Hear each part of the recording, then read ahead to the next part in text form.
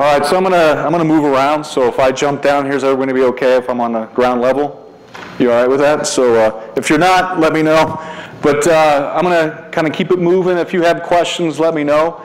But I want to talk about kind of what I was faced with. I took this position 2 years ago with the United States Tennis Association Player Development.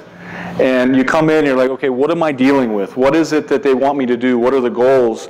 And it became clear that our staff felt like we weren't competing well enough. We didn't compete well. Okay, and I felt like, well, with my experience in Ann Arbor at the National Team Development Program, that I was prepared to deal with this, that I thought we competed well for a long period of time, not just one season, but many years over time we were successful. But what I learned, tennis is a little different animal than hockey. So I'm going to give you what I'm doing with tennis to try and raise our compete level across the country, whether it's at a younger age all the way up to our pros, and then give you some specific things related to hockey that I think we were certainly doing at the national team when I was there, and things that I think continue to work. I still talk to one of the goaltenders that I worked with in Michigan now and again, so that's nice. But pretty much now my hockey is watching it, playing with my son, and you know, being more of a fan at this point, and just trying to stay connected. So for me, I think the first thing was we needed to have a mission. We had to understand what we were trying to achieve. And in tennis, not unlike hockey, everybody was so results-oriented. Ken Martell's had an opportunity to meet with our tennis group several times. A lot of people were focused on rankings, getting points, getting into larger tournaments, and forgetting the process of developing themselves and becoming a better competitor. And so what we're trying to do is to focus in on what are those key things you could develop in someone that would be similar to what a champion has. And this is what our coaches came up with. I surveyed our national staff of coaches. There's about 25 coaches on our national staff. And they came up with these values with the motto of compete like a champion. Team USA, compete like a champion. We're trying to put the focus on the process of competing every single day in everything that we do. So we go to practice, we compete. 4 days a week, we play practice matches. I'm a huge proponent of practice matches. Okay? In fact, I was telling Ken, I don't think our players compete enough, which you might find crazy. In my previous life in hockey, we talk about kids are playing too many games. They're not practicing enough. We have this weird dynamic now where we have kids who play a lot, play too much, and get injured, burned out. But that's a small percentage. And most of the kids don't play enough. And then you get to the pro level, and they like to drill a lot. They like to hit a lot of forehands and backhands, but they're not competing enough. And so we changed. We're going to compete every day, even in the drills. Everything's competitive. Everything we do is going to be competitive. So, but not about having to win every drill, but about demonstrating these values as you compete. Because if you do these things, we believe that it's going to work out well, for the most part, right? If you're able to do these things, you're going to compete well, okay? And if you do these things, okay, you're going to be a better person. And that was the other part of what I ran into was, for years, we developed great American tennis champions, but we did it in an unhealthy way.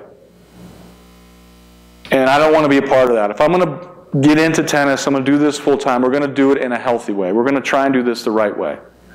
Okay, no more of this craziness where the parents are really kind of ruining the experience for the child, and then they turn pro and weird things start happening. So this is really the push for us. We're talking about this in all of our camps. So you can just see a sectional camp we did, the Florida section. This is at our center, actually, in Boca Raton, our national center. All of our kids have our all-in shirts. It's kind of our motto for the camps. Be all in to what you're doing, be engaged. And you can see in the banner in the back, but we're trying to put values into everything we do. Focus on the process of becoming a great competitor. And we're trying to do that from a young age. Even with kids 8 years old. I've started with our New York National Tennis Center, the Billie Jean King National Tennis Center. We have we call it a feeder program. So we have kids who are 8 to 11-ish, and they're getting mental training every week. And we're talking about competing, and we're talking about practicing in the right way. And the main thing for us at that level is not about beating other people. It's about how do you respond to failure? How do you deal with mistakes? Can you continue to learn and stay motivated when you fail? For me, that's the biggest thing. If we get these right messages and we start teaching the right skills at a young age of dealing with failure, dealing with mistakes, and continuing to learn and stay motivated, then I think we have a chance to really help these kids become great. Where did this come from? You know, when I was working with NTDP, in a previous life, I was also at Michigan State. I was spending a lot of time working with teams around Michigan as well, really trying to analyze what was happening in the game, and I kept seeing a similar theme. Obviously, probably all of you are very aware of these playoff series. The Flyers-Bruins in 2010, the Flyers came back from 3 games down to win. Very resilient effort, only the 3rd time in NHL history that they were able to do that. The interesting thing was the Bruins did not blow up their team, which is probably the usual thing to do, right? You lose a 3-0 lead in a playoff series, you blow your team up. They kept their team together. They came back the next year and actually swept the Flyers and went on to win the Stanley Cup on the road, right? In Game 7 after being down 2-0. Very resilient. The Bruins experienced what the Sharks are experiencing now, and they found a way to bounce back. So I was very impressed with, I don't know the inner workings, but very impressed with what they were able to do. And then if you look at, obviously this just happened again, as I mentioned, in 2014 the Kings bounced back, just showing their resiliency, being able to come back from 3 games down. And it'll be interesting to see what happens with the Sharks. Obviously they fired their coach and they're going through some changes. But you see this kind of, it's not a fluke that the Kings came back. But you look at what they continue to do throughout those playoffs, and then the series they had with the Blackhawks, also a great, resilient team, where they kept just bouncing back and fighting back. Even being down 2 goals to none in the Game 7, and the Kings come back to win that game. So to me, the common theme there was resiliency, that these teams that found greatness, they struggled, right? They've experienced adversity, but they bounced back. And where we've been talking about this with our players, with the tennis players, is you've got one of 2 options when you hit struggle, okay, when you hit a challenge. You can either bounce back like that Super Ball, and we'll even get them out or get a tennis ball and we'll drop it and let it bounce, or you can crack like an egg and let your guts kind of come out on the ground, and right? Now tennis, you can see it happening right in front of your eyes because it's an individual sport. Hockey, you can feel it, but you don't necessarily you don't know how each person's doing when you're watching the game. But that's how we talk about it. Are you going to be resilient? Are you going to bounce back, which to me is one of the most important things in life? Or are you going to go away? Are you going to lower your effort? Are you going to just drop that a little bit? Just one other thing on that. The reason I have resilient, fragile confidence is that it's my belief that a lot of our athletes are very confident and very strong when they're playing well. Right? When things are going well, they're good. When they roll out of the right side of the bed, they're good. However, when they get out of the wrong side of the bed, when they hit struggle, adversity, they crack. They're fragile. To me, that's fragile confidence. They can be confident, but it fluctuates way too much. And so one of the biggest messages I've been given to our players, because one of my main focus points for what I do is to help young, aspiring professional tennis player go on tour and really deal with the pro tour and be successful. How are we going to deal with the struggle? Because you're going to lose more than you ever have. This year you may lose more than you win, and that's going to be good for you. You could continue to play national tournaments at a junior level and win everything, but that's not where you're headed. That's not your goal. Your goal is to be pro. And so it's a struggle. It's similar to what I think we experienced a national team where the guys would come in And they would lose a lot of games in the first year usually, right? You're playing against older guys, older junior players. And you learn a lot about the character of these guys as they go through these losing streaks. And are they going to be able to bounce back? Are they going to continue to fight and stay determined? And you saw differences in guys. Okay? And so to me, that's one of the main things. Can we train this? Because to me, this is how we compete. So if you look at like the latest research that's coming out on resiliency, and at the center, what I'm making the most important thing is resilient, confident competitors. That's what I want to achieve with our players. Players who bounce back, who embrace challenge, who are confident in any situation, and no matter what, they compete. It doesn't matter if they're playing horrible or they're playing great, they compete. Okay, I'm going to talk about our definition for what that means in a moment. And then you have these array of what's called skills, qualities that feed into this resilient, confident competitor. Okay? Things like the growth mindset, being proactive, being engaged, being optimistic, having a good, healthy perspective, being passionate about what you do. Okay, so the reason I have Target 22 is that we know certain or most of these qualities we cannot develop at a young age fully. Our brain isn't fully developed in the emotional center till about 25. So you're swimming upstream a little bit, right? So with younger players, you're always going to have those ups and downs and the inconsistencies, and we just try to even them out a little bit. Okay? There's going to be those emotional roller coasters with teenagers. But the more that we help them understand that and how to manage it, I think we can accelerate things and actually move the ball forward a lot quicker. So that's the target for us. Why age 22? We talked as a staff, and we feel like by 22, you really need to be functioning at a pro level, at a pretty high level. And obviously that's our mission. Our mission is to put as many players as we can in the top 100, WTA, ATP. And so from a performance standpoint, by age 22, we really need to be moving these things forward. As you can imagine, any given player won't have all these as strengths.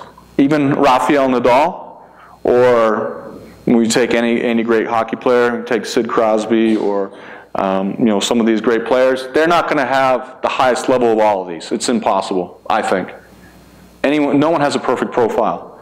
You have strengths and you have areas you can improve, so you can always be getting better in these areas. But until we create a target, until we know what we're looking for,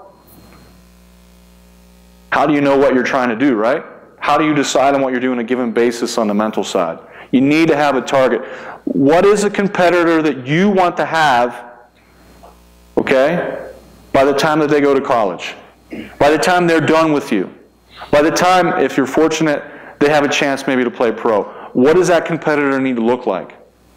You need to define it, write it out, create a plan, and stay focused on it. That's probably the biggest problem on the mental side. People are buying in, but they're not systematic about it. These are things that we can work on every single day to make better. Every single day. And we need to. Because it's not a quick fix, folks. It's not a magic pill. There's no blue pill like the Matrix, right? You just can't give them the blue pill and they're Patrick Kane. Okay? This is developed over time. What is our target on the court? There's one of our young players, Nicole Gibbs, who made the 3rd round of the US Open this year. Her best result ever in a Grand Slam. She did a great job of being all in as often as she possibly could. Every single point. What does that mean? To me, that means being focused. You're focused on the task at hand, on relevant things, on competing. You're energized. You have positive energy. Your feet are moving. You're energized at an optimal level. You're not tight. You're not lax. You're right where you need to be. That you're believing in yourself. You know what you're going to do. You know your game plan, and you have the conviction to do it. You trust what you're doing. And finally, you're ready. You are ready to play every single time. Now, there's no perfect on this. Our goal is to be at 100% of all the points, every single point to be ready to play. But you'll never reach that. We know that with focusing, that it comes in and out. But what I ask our pros is to try to be there over 90% of the time. All in. It's subjective, yes, but at least it gives us some kind of evaluation tool to say, okay, where were you at today? And if they say I was 95 and we're watching the match, the coach and I are like, we thought it was like 66, we've got a discussion that we need to have. We're not on the same page. But we can then define it, start to really kind of get into the nuts and bolts of what we're doing. For hockey, and we worked with the national team, I didn't really come up with this 100% all in at that point, but definitely the idea was to be as engaged as you possibly could every shift, right? To be there, all in. To be focused, to be energized. Okay? Be focused on what's the game plan. How are we doing out there on the ice? What do we need to change? What do we need to keep doing? To stay energized, to stay ready. You have 2 minutes. You're sitting on the bench. Are you ready to go? And you just gave up a goal in your last shift.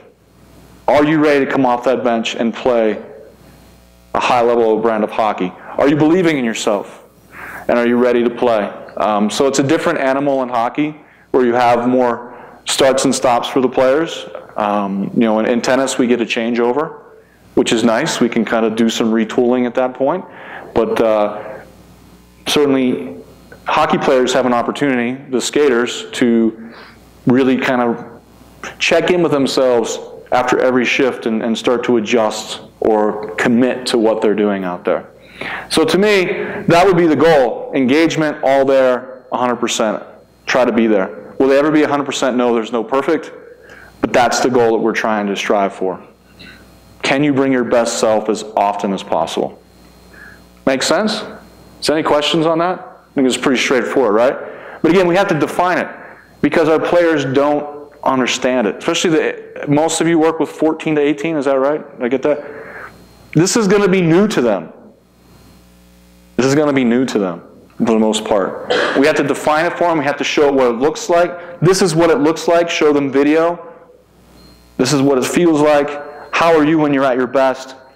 How are we going to make that happen on a consistent basis? Yes, sir. Is there a technique, like between shifts, etc.? Like, is there some? What can we do? What do they need to be able to do? All right. So between shifts, what can you do? Well, I was going to do that later, but I'll talk about it right now because that's a good question. I think first and foremost is recovery. When you come back to the bench, you need to recover. So you need to lower your heart rate, slow your breathing, and get your system at a comfortable state so you can think clearly.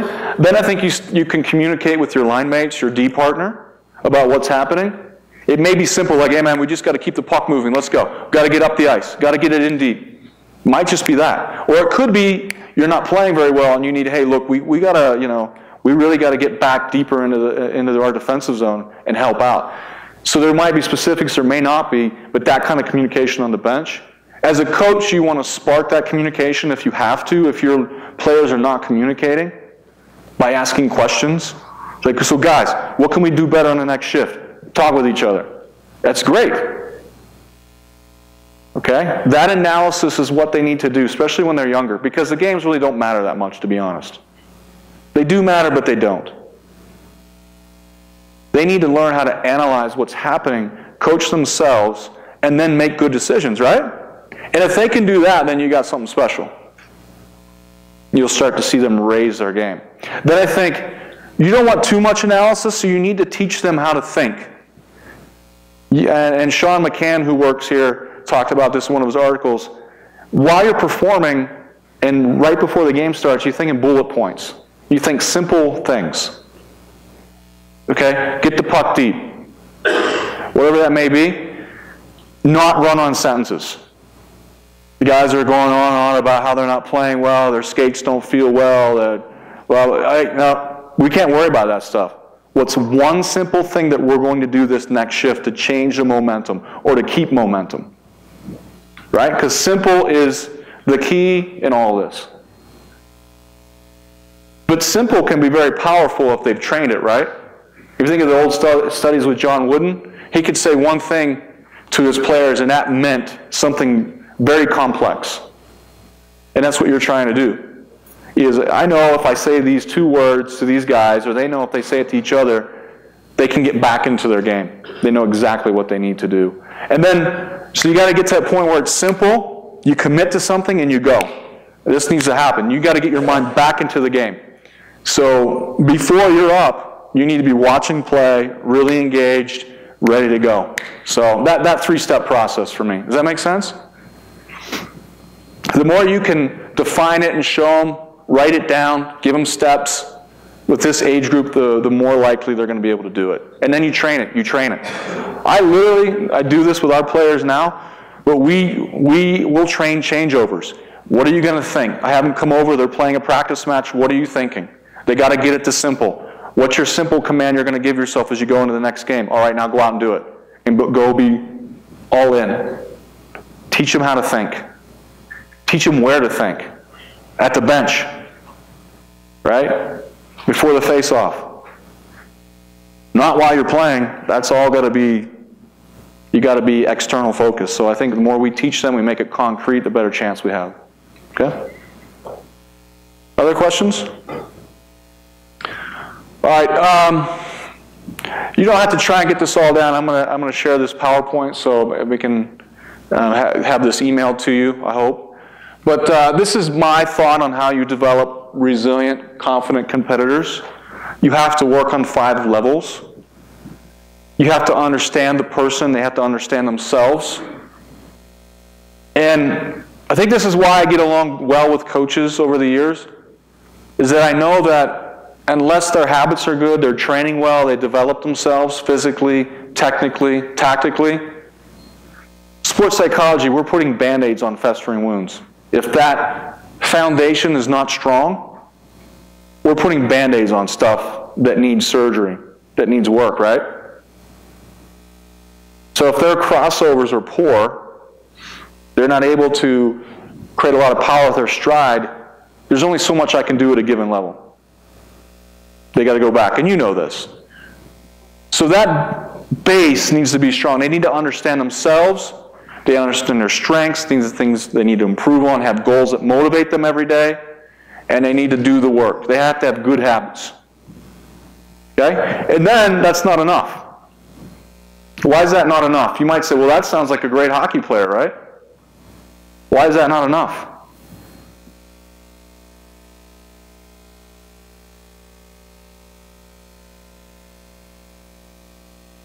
No ideas?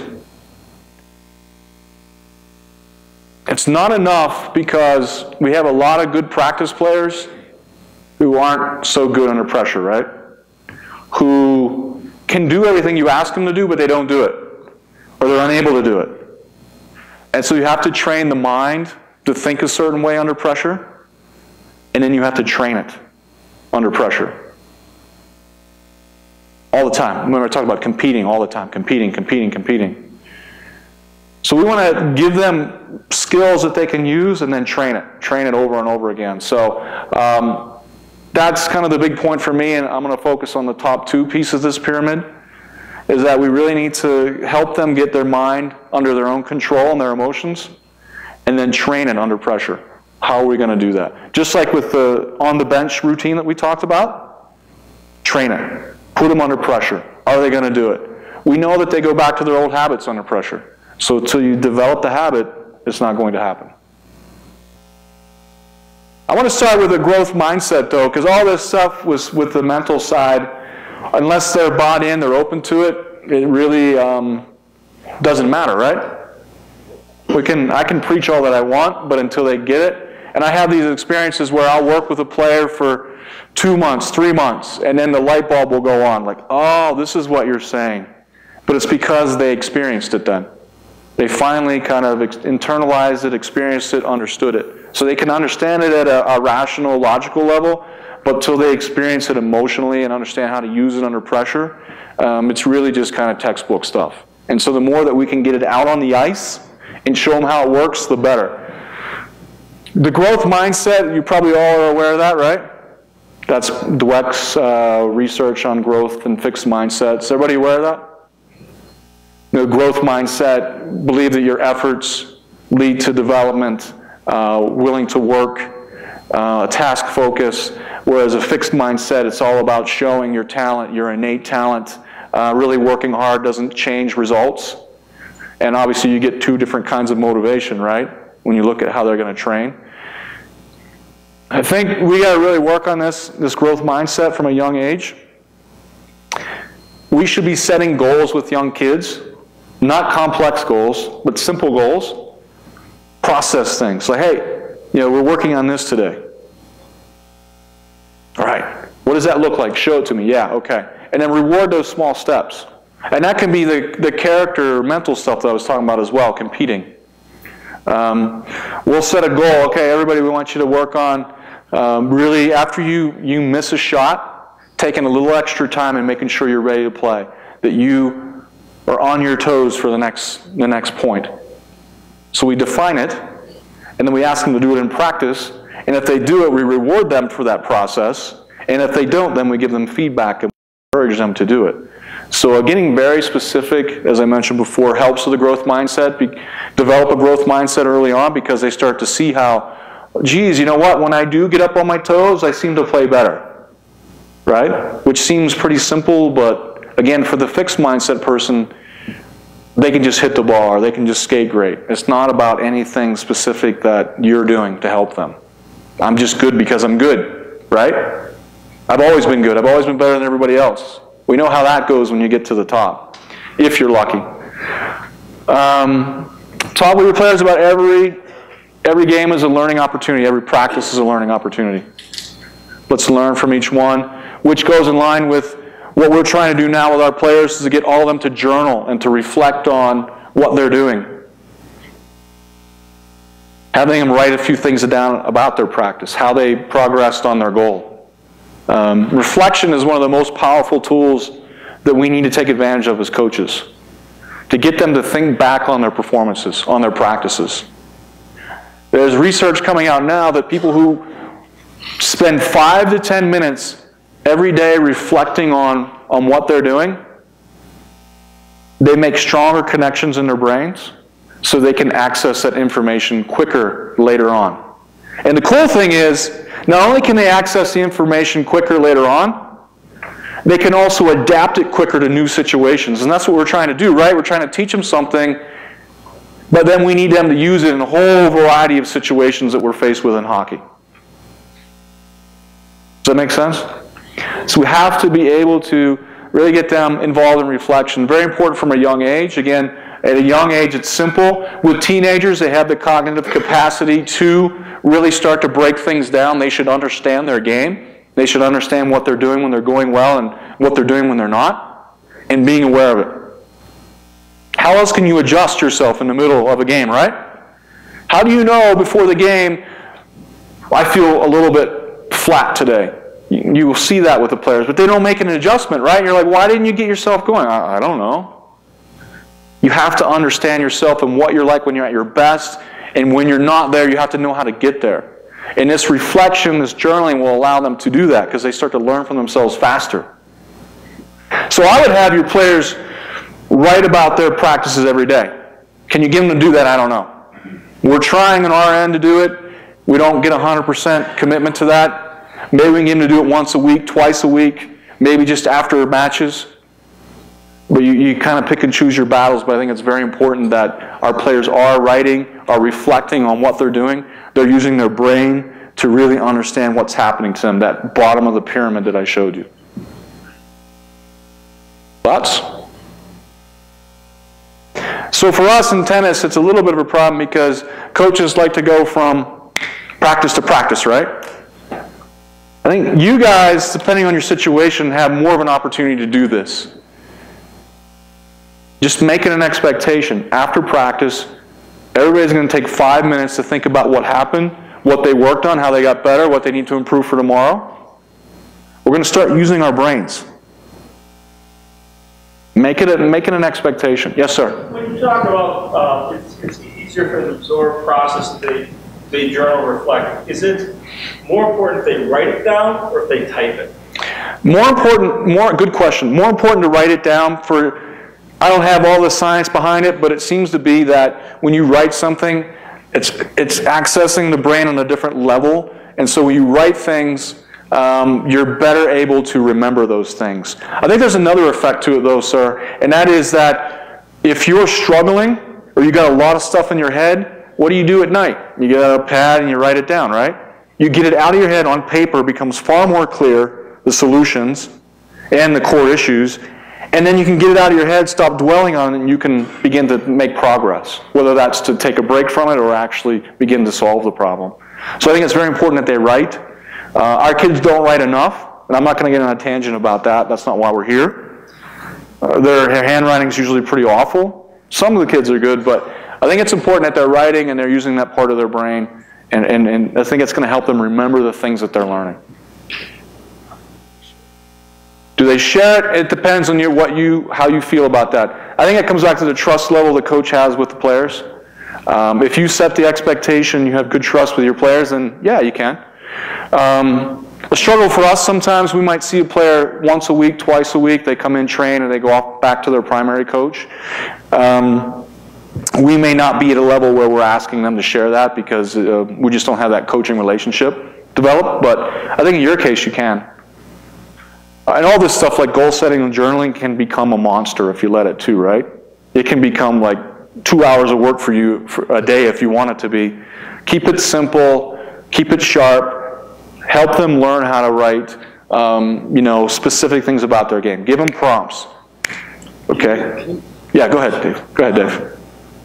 So you would characterize maybe your most gifted athletes sometimes, the kind of show pony guys just trying to move on from one level to the next, not really engaged as fixed mindset people, or how would you characterize that? Because that's a big problem. Sure. It can be for sure. I mean, not all of them. But again, fixed mindset is someone who doesn't train well. They're very focused on just showing their talent. And obviously, highly talented players can do that for quite a bit of time, but it catches up to them. Usually, like when they got to Ann Arbor, it started catching up with guys, and they needed to start getting more of a growth mindset. How do you move them? Well, again, I think it's showing them the lack of progress with the approach they're taking, honestly, and being real. I think with 14 to 18-year-old players, you need to be optimistic with them. You have to give them hope, but at the same time, you have to be very real with them as well. What you're doing is not working. The effort level needs to come to here. Give them examples. And then again, reward those small steps. They give you the effort you're looking for, you start to reward that. That's exactly what we need from you now. We've got to do it every single day this week. Is there any strategy with those athletes to getting them engaged as a mentor maybe to some of the less talented athletes? Bring them into the fold in a different way? I think it's a great idea. Having them mentor younger players, I think, is great. Because you see it from the other side. You start to teach, and you learn things better. So I always say that's a great strategy for getting people to learn and open their mind a little bit. They have to coach someone else. They start to have the same frustrations that the coach has. This kid didn't do what I asked him to do. That happens a lot in coaching, by the way, right? Join the crowd. So they start to see it at a different place. I think that's a great idea, Dave. Yes, go ahead. Are self-ratings, like using scales and things like that, are those at all useful? Self-ratings, are they useful? I think they are. Again, I was using the 100% all-in sort of gauge. There's different ways to do it. The intensity of the practice, the energy level, the compete level. I think it's good because it makes guys accountable. It makes players accountable to what they're doing. And again, I think it's a culture that you set. This is what we do in this team environment, that we rate ourselves every day on a couple things, and that can be a part of that reflection. So, yes, sir. Question for you. I'm sure every coach in here has had the player that it's like extreme. Maybe every 10th game they just explode. They look unbelievable out there. But a lot of times it's like they just analyze, and I think their minds are going, but they're actually not doing anything. Yeah, standing there. Yeah. And that's the most frustrating thing for me. haven't had a whole lot of success with really trying to help those guys be more consistent. Yeah, the players that are good, 1 in every 5, 6, 10 games, they show flashes, but then they kind of go back to not producing, not being productive. I think, again, it's an awareness of what you're like when you're at your best. Does your preparation change? Is your mindset different? All these things take a look. I would get really kind of fine-grained and analyze what's happening. And you will usually start to see differences. You will see differences, and identifying them. You should know this, right? But again, until they address it and they really put it on paper, make it concrete, set goals, set a plan. So I think the more that they understand how they are when they're at their best, and we start giving them tools, I think is important. So, we'll move along, cover a few things. Those are great questions. I would say one last thing with this is the more that you understand how you are when you're at your best, you can start to nail that down to a few phrases or key words that define that. In control, confident, aggressive, physical, possessing the puck, whatever it may be. These become your process goals before the game, and that's what you mentally rehearse. You see yourself being that way. You see yourself skating that way. You feel it. So for the player that's inconsistent, they have to be really good about rehearsing what they're going to do when they go out there. How am I when I'm at my best? And this is the way I'm going to play. You have to prime your brain to be that way before you go on the ice. We don't do enough of that, but it's one of the most powerful techniques we have in sports psychology, mental rehearsal, visually seeing yourself the way you're going to be when you're out there. And it's not just seeing, it's feeling, being physical, being aggressive, knowing how you want to start that first shift, how you're going to play. Rehearsing that and having that primed up in the brain so you can think that way when you're on the ice. And again, that's a trainable skill. It's something you have to train. So, all right, I'm gonna move along here. Again, I said the compete level. One of the things that we're trying to do is get players outside their comfort zone often. Okay, because that's where the magic happens, right? All those examples I gave earlier, none of those teams were comfortable necessarily. There were nerves, there was anxiety, but they embraced it. They embraced that challenge, that pressure, right? And that's what we're trying to do, to embrace these challenges, this pressure. What I tell our players is, if something feels uncomfortable and it's appropriate and reasonable, then you should go do it. If you want to be a great tennis player, you want to be a great hockey player, and something seems uncomfortable, you should run towards that. Unless for some reason it's inappropriate. Right? Because that's how you develop a great champion. Through adversity, through pressure, it makes them tough, it allows them to become great. Embracing those challenges. Approaching the big moments versus avoiding them. And we see that in tennis. The players are on the court for sure, they're in the moment, but they're avoiding the situation. They're playing passive, they're playing tentative. We have the same thing in hockey, right? Not possessing the puck, That's avoiding the situation versus approaching and saying, okay, this is a situation that we're in and we're going for it. All in, right now. Doesn't matter if we lose. We believe we're going to win. Let's go. Yes, sir. And how much of that, from your evaluation perspective, revolves around the player's body language? There's a big, you learn a lot from the body language. I think it tells a lot what's going on internally. It'll tell you where a team is, a player is. I always said, look, I can come into a rink, don't look at the scoreboard, and if I look at the bench, I can get a good guess at how the game is going. A team that is engaged, just sitting forward, some are standing, they're actively communicating, right? A team that's down usually gets quiet, they start sitting back. They're not as engaged in the performance. And so that body language, it tells us what's going on internally. At the same time, Coach, if you can change the body language, you can start to change the mind too. So if you can get guys talking, if you can get them energized, showing a lot of energy in their skates, in their feet, in their legs, you may be down 3 goals, but let's come out and play a lot of energy this shift. Let's really be physical out there. Let's hit. Let's move the puck. Let's get it going. Let's not worry about scoring goals. Let's just work, see what happens. You can change the body language. It can start to, and I think that's what great captains do a lot, right? they keep their team in the right mindset, don't they? With the way they communicate on the bench, in the locker room before the games.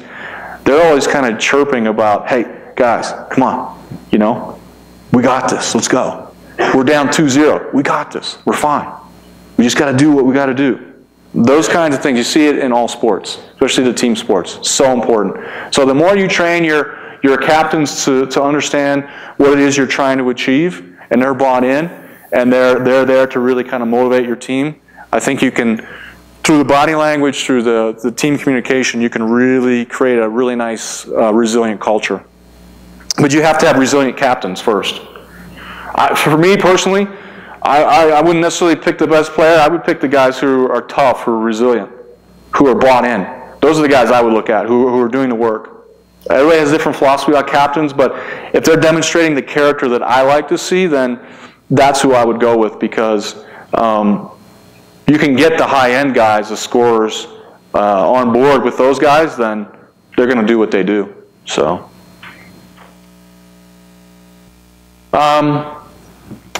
you got to understand kind of what they're going through in these situations. That players, they experience demand. We're down 2 goals. They have an appraisal. Why is this happening? We're not good enough. Well, then you're going to have a negative response, right? Emotionally, you're going to go flat, frustrated, angry, something. Physically, you talk about body language, coach. Maybe they get tense. Maybe they start to lose their energy. Okay? These all things work together to determine their performance. But what you have to do is you have to access the thoughts. You have to understand the situation that they're in and access the thoughts. All right, so let me give you a little clip here of Novak Djokovic after he beat Federer at Wimbledon last year. He had gone about a year and a half without winning a Grand Slam final. He was up in 3 of them and lost. So for him, that was a disappointment.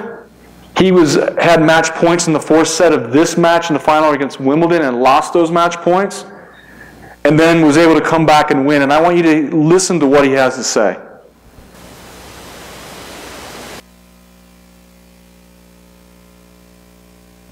Novak, congratulations. Thank you. Before this match was played, you were honest about the disappointments of the last 3 Slam finals, and you said at the end of the day, it's mental. What did you overcome in your mind today? I don't know where to start, to be honest. It was an incredible match to be a part of, very exciting. Had some match points and served for the match in the 4th, but Roger showed once again why he's Roger Federer, why he's a 17 Grand Slam champion, 17-time Grand Slam champion. You know, he comes up with the goods when he needs to.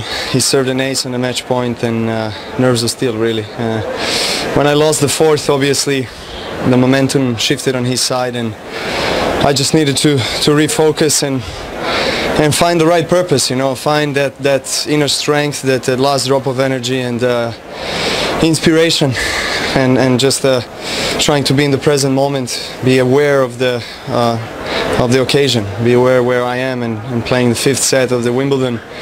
You never know what's going to happen next year, so that's something that gave me strength. I went to the bathroom, to the restroom after dropping the 4th set, and I had a chat to myself. I was loud to myself, saying, What'd you say? Believe in yourself. Just, you know, it's not a cliche, you know, it really works. Even when you don't feel it at times, to say some positive things to yourself, that's exactly when you should do it. And I'm not here to preach about right and wise things, but just worked for me, and I'm full of joy. I mean, in this moment, it has been a tough ride for me in the last couple of years, losing last 3 Grand Slam finals, and you know, it got to my head, I have to admit, and to be able to win Wimbledon against Roger in 5 sets is an incredible achievement. So I'll try to enjoy it now. Go ahead, turn the lights back up. Pretty impressive, right? So here's a person who just won Wimbledon. He's sharing some of his inner struggle and how he was able to to get through that. Very aware, very open. But we have this in hockey as well. You might say, well, hockey players are tough. They don't like to talk. Well, you look at their post-game conferences, you hear things that gives you an insight into their mindsets. Justin Williams, Mr. Game 7, right?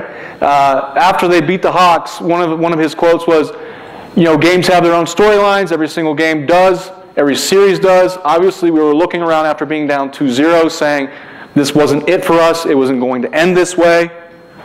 We've battled back so many times this year, so many times so far in these playoffs. We said, why not again today? So if you remember, Patrick Sharp scored on that kind of weird angle, deflecting goal, and it didn't bring them down. They stayed together. That communication we talked about, they stayed together. And it's little things like this, or little things like Novak said to himself, that can be the difference between winning a championship and not. In developing yourself and being a great player and being average. This kind of mindset. How do you do that? I think number one, like Novak, you have to accept your situation. He accepted that he lost those Grand Slam finals. It happened to me. It happens to everyone. I accept that it happened, but I choose to let it go, and I focus on what do I control? What do I control? How I play. What I choose to do is to play the right way. I choose to play with energy, physicality, to be my best. So talk to your players. I call it the ACC. It's not the Atlantic Coast Conference. It's accept, control, choose. Accept where you're at and what you're feeling. Accept what you feel. You're never going to change that. You change your response to it. That's what you control in life. That's what you control in hockey and tennis. How you respond to what you're feeling. Make a choice. Make a determined choice.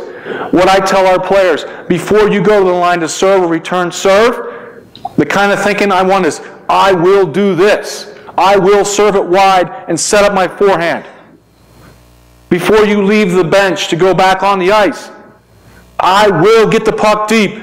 I will be on my toes. I'm going to be up and forechecking. We're going to move the puck fast, right? Language of commitment, of determination. That's where it starts. That's how you have to think to be resilient. And we have to teach this to our kids at a younger age. Are they getting it in school? Are they getting it from their parents? I don't know. Hopefully, to some extent, we are the ones that teach it, right? Are we the ones that teach it? Yes. We have the knowledge and the skill to do it. We have the opportunity because we have them in hockey. They love hockey. They want to be there. They want to perform for you. Let's teach them things to make them great mentally. That's what I'm challenging you to do. I'm going to jump through a few things real quick. There's a formula here, folks, that you need to understand. That if you want players to play well under pressure, you have to understand that uncertainty equals fear equals anxiety. And some of that is okay. If a team is flat, I want them to be uncertain. Hey, if we're not playing their game, this team has gotten better. They could catch us. You all do that sometimes, right? When you notice your team. You're creating anxiety to create that little bit of fear so that they're more motivated to be ready to play. But for the most part, especially in what I do in tennis, we've got to create certainty. Here's how we're going to play. This is what we're going to do. That creates comfort. That creates composure. How do you create certainty during a game in a tough situation? Well, I think it's by controlling yourself. It's that ACC and putting it into an on-ice routine where you're taking deep breaths, because remember, we got to bring the system down. You got to slow your heart rate, slow your breathing to be able to think clearly. Deep breathing, slow yourself down, think about what you're going to do. Thanks, Ken. And start accepting what's happening. The Kings accepted they were down 2-0 and chose to keep playing their game. Is that right? They chose to keep fighting.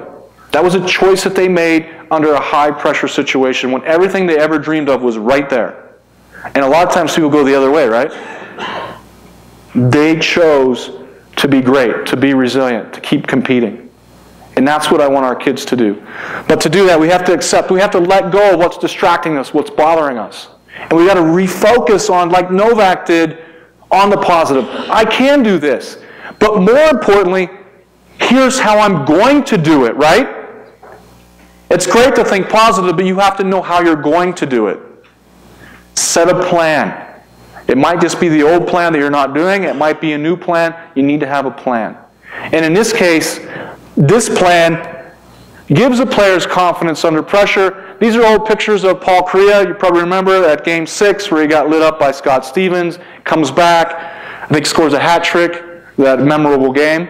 Talk about resilience, almost at a crazy level. But what we talked to the players about, we had to keep it simple.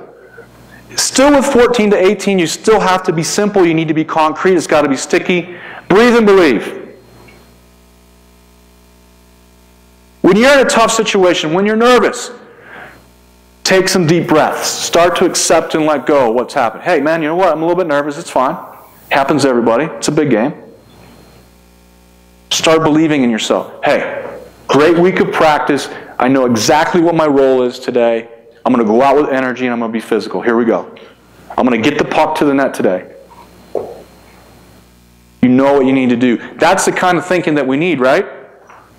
That's the kind of thinking that we need. So that routine, the breathe and believe, the double Bs, is a chance to make that very concrete, very practical right on the ice. I mean, I used to do things like put it on players' sticks. They're looking at their stick, right? Their stick's in front of, hey, oh yeah, take some deep breaths. Start buying into yourself. Start trusting yourself. Know what you're going to do when you go back on the ice. Does that make sense? I talked about the on-the-bench routine earlier. The recover, the refocus, the ready. So very concrete. As you can see, I'm a big believer in routines because I believe that's the only way you transfer what you learn in the classroom, what you learn in practice to the ice, in the game. If you want these guys to be resilient, these girls to be resilient, then you have to give them routines to apply it during the game. Have to. For goalies, in the few moments that I have, some of the things that we are working on, because they have to be out there the whole game, is you have to be a master of refocusing. Because you can't hold your focus for the whole game.